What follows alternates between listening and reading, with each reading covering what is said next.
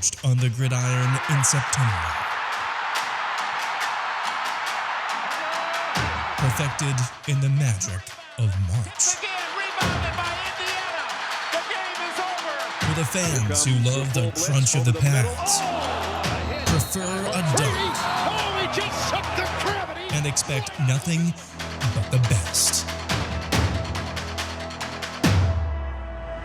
It's Bigger Ten. Here's Steve Deace. Game week is almost here. That means it's time to go on the record with our 2020 Big Ten football season preview to preview the season that almost wasn't, that we thought we may never have. I'm Steve Deace alongside Aaron McIntire. Are you ready to go, Aaron? Are you pumped up? Are you excited? Absolutely, I am. Absolutely. I can't wait to get this thing started. I know you in the audience can't tell, but for those of us that work with Aaron and his monotone voice every day, that was as much energy and enthusiasm as you can get. I mean, he has it dialed it up. You've got it dialed up to at least 11 or 12 right there, right? Yeah. Yeah. Don't push it though. Don't push it. Yeah, let's not push it. Yeah. All right, so here's how we're going to do it this week. A little different format with a season to preview.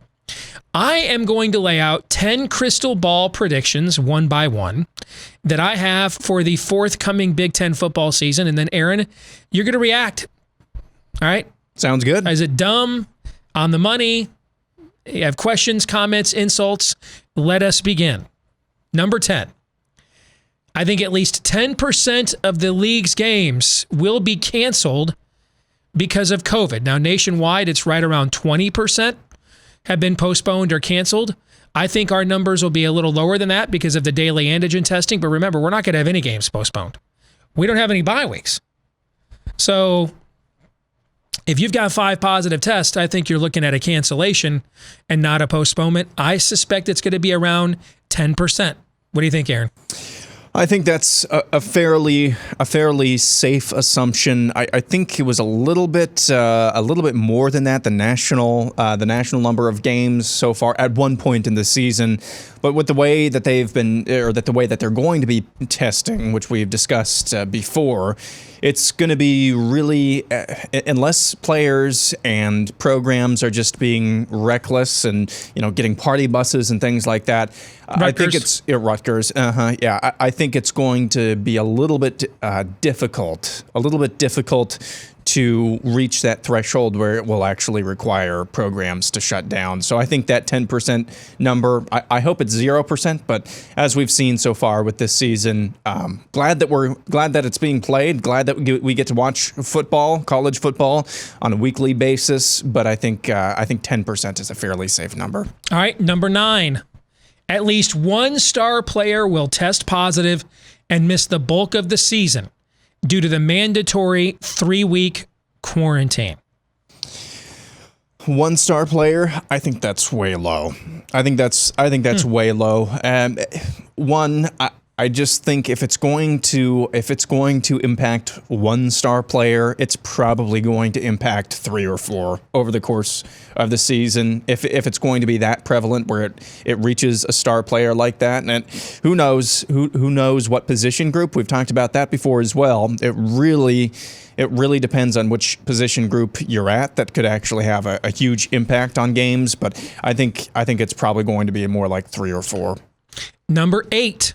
On my crystal ball predictions for 2020, players are going to opt out of Champions Week, similar to what we've seen in bowl games.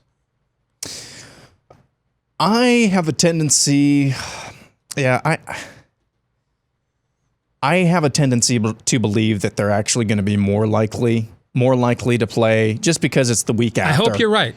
Just because it's the week after the end of the season. We're 5 minutes away from guys just opting out of seasons even without COVID. Yeah, that's true. But I think there's going to probably be enough impetus to be like, hey, I got to put as much on film as possible. It's only another week, whereas it's another month and a half of practicing for bowl games. It's a lot easier to make that decision when the bowl game is a month and a half out. I have a tendency to believe that there's going to be that this is going to be more akin to just a final week of the season. I hope you're right about that. I really do. Number 7, there will be fans in the stands when Michigan visits Ohio State. Folks, This was like the big demand of the Rutgers school president to vote yes and make it unanimous, as there couldn't be any fans in the stands. If I don't know how much you all have spent, 30 seconds around the Bucknuts, but if you think they're staying home when Michigan comes down to Columbus for its perennial bloodletting at the hands of the Scarlet and Gray to satiate the Rutgers school president, man, I've got some land in Cedar Rapids, Iowa, where they once wanted to build an indoor rainforest to sell you. I don't think there's any chance that's happening. How do you like them apples? The Rutgers president, the Rutgers, we talking about Rutgers. The Rutgers president saying, hey, we can't have any fans in the stand in Iowa. Oh, come on, man. Come on. Or woman, I don't even know. But that's interesting. But yeah, I would even say that maybe there will be I don't know. There will be a 10% or maybe 25% capacity limit at the Horseshoe, except there's also going to be a one-day only, 200 to 300,000 capacity limit at the Horseshoe as well, if you get what I'm saying. It's going to be shocking to see cases plummet in Ohio the week of the game. It's going to be fun, but I think this is, of all the predictions so far, this is probably the most likely. All right, number 6, nobody in the league goes undefeated. We are, outside of Clemson, you are seeing carnage all throughout the rest of college football. We've had 3 weeks in a row a top 10 team has lost to an unranked team, for example, 3 weeks in a row. And I just think when you look at injuries and then the testing, the lack of bye weeks, the topsy-turvy schedule, the lack of an offseason, I don't think anybody's going undefeated. I disagree with this, and I'll talk more about it coming up in the next segment as well. I disagree with this one. There will be one undefeated team. So you like Iowa running the table then? Exactly. Yeah. Just busting your balls. All right, number 5, the New York Jets will offer their head coaching job and the chance to draft either Trevor Lawrence or Justin Fields number 1 to Ohio State football coach Ryan Day. Now, he's not a Midwest guy. He's an East Coast guy. He's from the NFL. He fits the profile of what they like, young offensive innovator.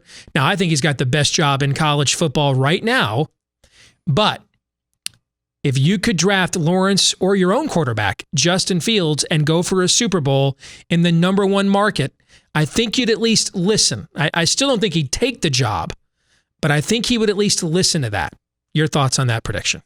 The key word there is offer. The key word in that prediction is offer, and because of that keyword, I would say that this is true. I mean, if you're the New York Jets, goodness gracious, what are you doing? What have you been doing for the last few years as well? You've really got to take the bull by the horns here and really go the imaginative route, or just try to get whoever the hotness is in college football coaching that actually has maybe some modicum of a chance of leaving, and try to offer that guy. So I could definitely see this happening, because nobody's gonna go after Dabo Swinney, are they? Because they know that's a fool's errand. Ryan Day might be a chance there, whether it's 1, 2, or 5% or 10%, maybe even tops. But they got to take their chances. All right, next. Jack Cohn gets Wally pipped at Wisconsin by Graham Mertz, meaning he lost his job to a foot injury in the camp, or foot injury here during camp, has had surgery, out indefinitely, which means who knows when he comes back. Graham Mertz is the highest rated quarterback recruit Wisconsin has ever signed in the history of recruiting rankings, and I think once he gets that job, he's not giving it back. Yeah, and I'm not sure if this necessarily falls under the category of Wally pipped, but if you're Jack Cohn, this is a free year for you anyway. If Graham Mertz just astounds and is just a star at Wisconsin, if you're Jack Cohn, why not take your chances at another school? as well. And why risk trying to fight back for that starting job, re-aggravate, and coming back maybe too soon, if it's even a possibility? I mean, a foot injury requiring surgery, that's kind of a big deal. So if you're Jack Cohn, why would you even try to come back as well? This is a free year. Sit back, try to glean as much as you can from sitting on the sidelines. But yeah, I mean, this has basically already happened. Graham Mertz is going to be their starting quarterback next week. All right, we're down to the top three here. Crystal ball predictions for 2020. This will be Kirk Ferentz's final season at Iowa. I don't think he has the cachet now to do what many speculated, which is hand the job over to his son, who is the offensive coordinator. I think this is Ferentz's last season, and I think he's going to be replaced by Bob Stoops, the former Oklahoma coach, Hawkeye football star. Well, from your lips to God's ears, if that's actually Ferentz's replacement, I know this has been people's prediction for many, well, not many years, but at least the last few years. Who can blame you? Ferentz is getting up there in age. I agree. He also does not have the cachet after what happened over the offseason this year in order to just appoint his heir apparent son, Brian Ferentz. And so if Bob Stoops wants to coach, and he was the coach of the Dallas Renegades earlier this year before the XFL had to fold because of the virus, if Bob Stoops has an interest in coaching, you would have to think, if it's at the college ranks, he's not going to go back to Oklahoma.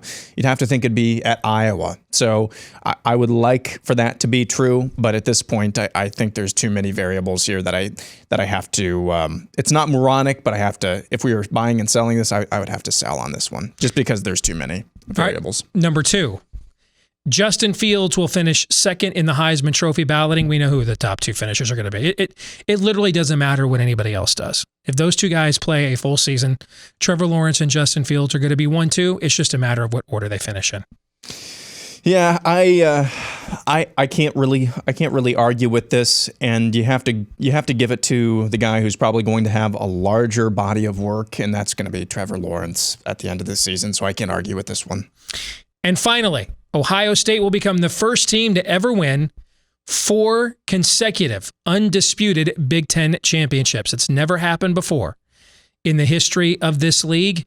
And folks, do you really believe that Ohio State is going to let a virus that has a 99.98% recovery rate at the age group of a college football player, they're going to let that stand in the way of them in history? Because I sure as heck don't. So that's my final big prediction for 2020, Aaron. Yep, and you can't argue with that. Of the teams in the Big Ten that were fighting for the season to get started, you could put Ohio State up there at the top of the list, obviously. And they're the only team in the league that I believe really has the horses, even if they get struck with the worst of this virus, that really has the horses that they can throw out anybody and beat basically anybody else in this league on any given day. And so I think they're the prohibitive favorite. I think that's a pretty easy prediction. All right, when we come back, speaking of predictions, we'll continue. Aaron and I are going to lay it on the line.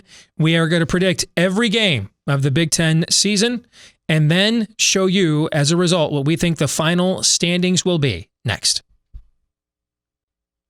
Back here on our special 2020 Big Ten football preview here on Bigger Ten. I'm Steve Deace with Aaron McIntire, and now, Aaron, you and I are going on the record.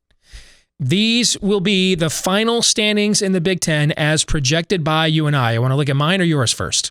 We'll start with yours. All right. This is what I think you're going to see in terms of records. I've gone game by game. I think Wisconsin finishes 6-2 to win the West outright, with Minnesota second at 5-3. Iowa and Northwestern at 4-4, but I think Iowa beats Northwestern head-to-head for the tiebreaker. Same thing with Purdue and Illinois. And I think Nebraska in year 3 under Scott Frost with that grueling schedule, Aaron, only goes 2-6. Your thoughts on those West Division standings projection? Well, I'm a little bit higher, and you'll see this in a little bit. I'm a little bit higher on Purdue, a little bit lower on Nebraska than you are. I have the same 1 and 2, which we'll talk about in a little bit. But I generally speaking, and I'm lower on a lot lower on Illinois than you are. But generally speaking, that's with a couple of small adjustments. That's basically where I have the West finishing. Now, over in the East, I've got Ohio State at 7-1, winning that division outright.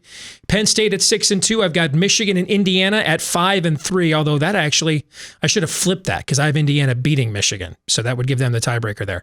I've got Michigan State at 2-6. I think it's going to be a rough first year for Mel Tucker. Maryland at just 1-7. Why?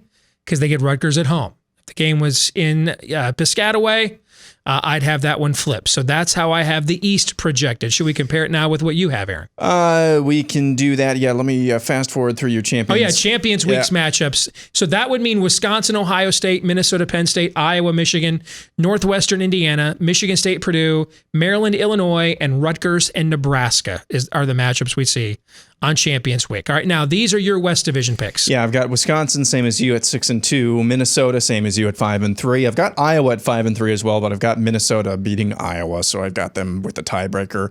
Purdue, I am at 4-4 on. They'll finish the season 500. Northwestern, like I said, a little bit lower, 3-5. I've got both Nebraska and Illinois starting out 1-7. Nebraska's got that brutal schedule opening up. That could really beat their team up, man. And then that's either going to beat the team up, demoralize the team. It's just going to beat them up in a number of ways. The only one that I have one of Nebraska's crossovers is Rutgers. So that's a thing. Nebraska with a one-win season in year 3 under Scott Frost.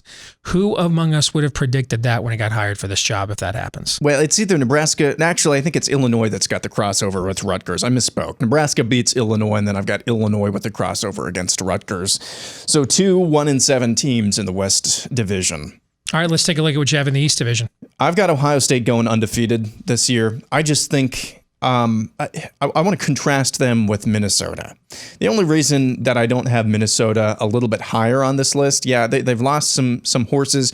I can't really see them being super invested. Yet they still have enough talent with that schedule that they're going to be competitive. I think they have enough talent to just throw guys out there and probably go second in the West Division. I think the only games that they're really going to be challenged, that they actually stand up to the challenge, is going to be against Iowa, and that's why I gave them the tiebreaker. But when you look at Ohio State in the East, they're the only team that has the talent and the wannabe to be out there that I think they will go 8-0. I think they're going to clean up in the Big Ten. Meaning you think they're on a mission, basically. Exactly. Yeah, I hear exactly.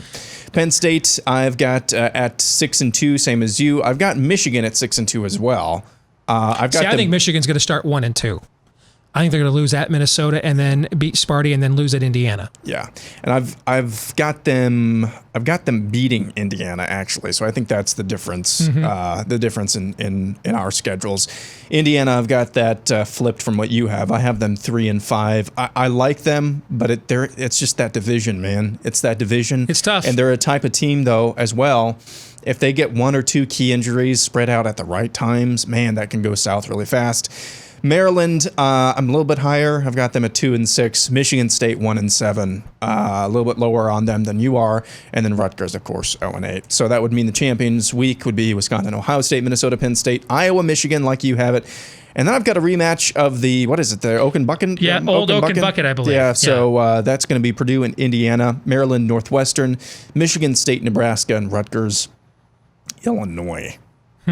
So that's the prediction right there. All right, so keep those up there for a second. Let's do one last quick thing.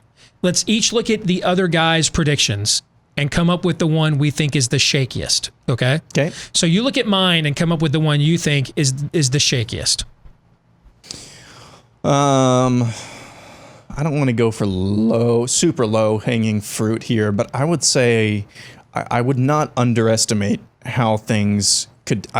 Would you be shocked if Michigan State came out and lost to Rutgers? If Rutgers under new head coach Greg Schiano is like, okay, guys, we got them in let's go start this. I think Rutgers is going to be competent. Yes, not talented, not good, but competent. So if you're Michigan State, and you're under new head coach Mel Tucker, Yeah. and you're like, okay, we got Rutgers to begin with. You're not up for that game. It's in an empty, I mean, what do you sleepy think that point stadium. spread is next week? A touchdown at the most? I think Sparty is a touchdown favorite at the on most. name ID alone. Yeah. Yeah. And so if you start out that season losing to Rutgers, what does that do to morale? I think that just tanks it, and you might not win another game the rest of the year. So I'd say Michigan State is probably at 2 wins, probably the shakiest. I don't take huge umbrage with what you have. I think you've got Maryland better than I do, but you have them at 2-6, so it's not like either one of us think they're great. If I had to pick one thing though, since that's the thought exercise we're doing, picking Illinois and Nebraska to both go 1-7. Illinois is bringing back quite a bit from that team last year, and then Nebraska, you're down on them like I am as well. But for both of those teams to have a massive step back year with those coaches, yikes. So you're saying you can see one but not both. I could see one but not both. Yeah. I don't know what to think of the story out of Nebraska camp that Luke McCaffrey is really challenging Adrian Martinez, because Adrian Martinez wasn't good last year, right? So you could look at it as that must mean he's not good this year, or you could say, hey, they've got a real backup quarterback now. I don't know how to think about that story. I guess we'll find out when they start playing games, right? All right, when we come back, our Twitter poll question of the week plus, well, your question of the week next. This week's Twitter poll results, we asked you who wins the 2020 Big Ten Football Championship. I expected this margin to be larger. These are fascinating results. 52.8% said Ohio State. Almost nobody gives Wisconsin or Penn State a shot, but 42.5% of people think it is someone else. And I'm telling you, get that. But if you're looking at what we're seeing across college football this year, guys, I can see it, man. I mean, I outside of Clemson, dude, Alabama just fired its defensive coordinator. So, I mean, there's a lot of... Georgia is on the third or the fourth different quarterback than they were going to have at the start of the year, right? First, it was going to be Jamie Newman. Then it was going to be JT Daniels, but he didn't get cleared. Then they went with DeJuan Mathis, and now it's Stetson Bennett the third or the fourth, or whatever that guy's name is, that's like the president of some kind of fraternity on campus. I mean, it is a crazy year. So I wouldn't say there's a 43% chance it's better. It's going to be somebody other than those three teams, but I do think it's at least double figures given how topsy-turvy. I just think maybe the audience went a little nuts there. Yeah, because you would think if you hadn't listed Wisconsin and Penn State, you would think that would be the someone else. But I am not really sure who the someone else is. But it could be. Could it be just a bunch of Iowa fans or Michigan fans? That's what I was thinking. Yeah. I was thinking a bunch of Iowa fans. All right. Don't say that out loud. But it could be Michigan fans too. All right. Although I think Michigan fans are going the other way, dude. We are very self-loathing. That's why I said Iowa fans. There's no overhyping this season in the Michigan. In fact, I was listening to a guy named Isaiah Hole does a Michigan podcast for Locked On Network the other day, and he opened up his podcast yelling at people, "Hey, are getting mad? You guys know there's a season about to start, right? Our traffic's not moving up. It's like nobody cares. It's like true, no energy at all. Michigan true. fans just like, so what? 3 games? So we know we're losing to Ohio State. What are the other 2 losses? Because we lose 3 games every year. That's where Michigan fans are at right now. No. They're not subconsciously voting their team champion. That's not happening. All right, let's get to this week's question of the week. It comes from Joel. Will Nebraska get off to a rough start again this season with Scott Frost? It's happened 2 years in a row. And I just looking at that early schedule where the Huskers are facing the 3 top consensus teams in this league, and it's in their first 4 games. And the other game there is against a team that even when they're not good, Northwestern will smack you in the mouth. Yeah, I think they're getting off to a rough start. I mean, maybe they didn't do it on purpose. It's just awfully damn coincidental that the Big Ten said to Nebraska after they sued them, all right, fine. All right, you got a season. Choke on it. Enjoy it. We'll give you the toughest schedule we possibly could. Here's the thing, though, for those, and I don't know who Scott Frost is, like really is. I know who he is, obviously. But I don't know. But you don't know what he's about on a personal level. Exactly. Yeah. Here's the thing, though, with that schedule, we're going to see exactly who Scott Frost is and the character of this Nebraska program through those first 4 weeks. And that's not necessarily a bad thing. Yeah. I'm not saying that's a bad thing. They could spring a couple of surprises. Heck, there's no moral victories, but you learn more about teams, even sometimes in losses as well, as you like to say, some version of that. We'll learn a lot about that. But if by halftime or the third quarter of the second game of the season, if you see a bunch of guys hanging their heads, eek, watch out. If I'm Nebraska, man, if I find some way to beat Ohio State in that first game, I've got a COVID shutdown next week. You know what I'm saying? Yep. Scoreboard, COVID shutdown. We're probably gone for the next few weeks. We'll see you guys in the middle of November. We had a positive at halftime. We're going to have to duck out of here. Sorry. Hey, next week's going to be fun. We got games to break down, games to predict. Real football. Looking forward to it. Thanks to all of you for tuning in here. Don't forget to follow us on Twitter at Bigger10 all week long to stay up to date on what we think about all things Big Ten.